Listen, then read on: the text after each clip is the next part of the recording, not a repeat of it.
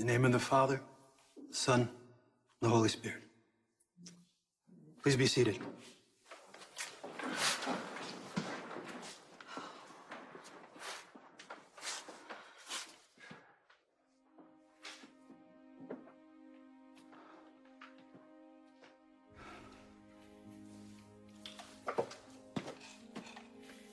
Well, on behalf of my family, I want to thank you all for being here to remember Mike and to celebrate his life. Now, celebration is key because, as you all know, Mike, he loved to party. and he would like you all to, you know, raise a glass and then watch a baseball game or a horse race in his honor.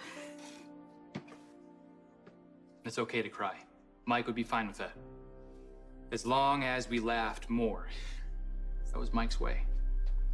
Now, Mike, he went through some hard times, some of his own making, and he had a lot of regrets. But,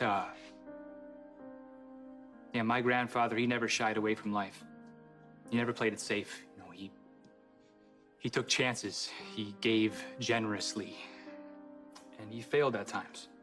But my grandfather knew that in the end, it's not about the games you win or lose. It's the people that you get to know along the way, the lives you touch, and the ones that you love and the ones who love you. And, yeah, Mike,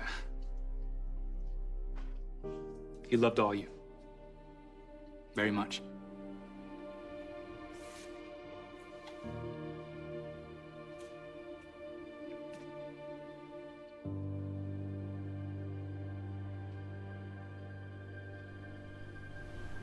I'd like to say a few words about Mike on behalf of my son, Dante, who was his oldest grandson.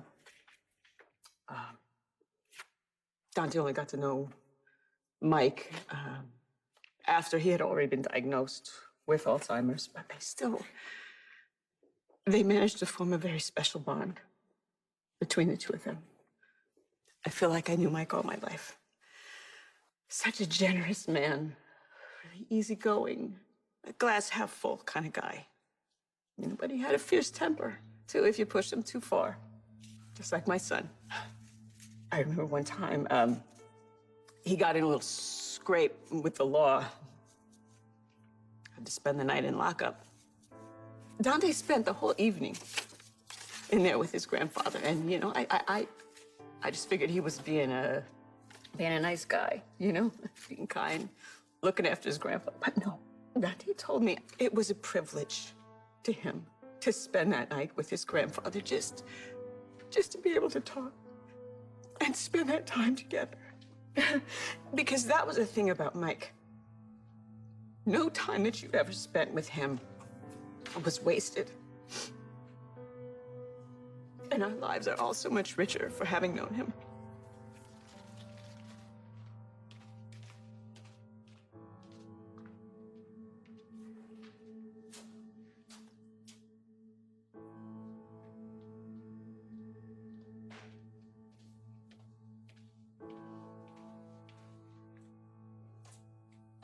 I'm here on behalf of my daughter, Avery.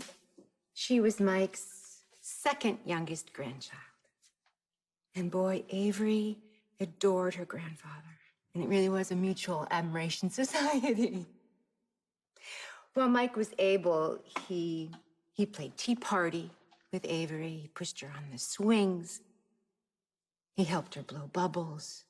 He told her marvelous stories about when he was a boy.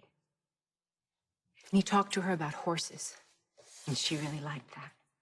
When Mike moved to Turning Woods, Avery looked forward to her visits with him, and she was never frightened. And even as Mike became less able to focus and communicate, he always had a big smile for her. Mike was truly a bright light in Avery's life. And I know she will never forget him.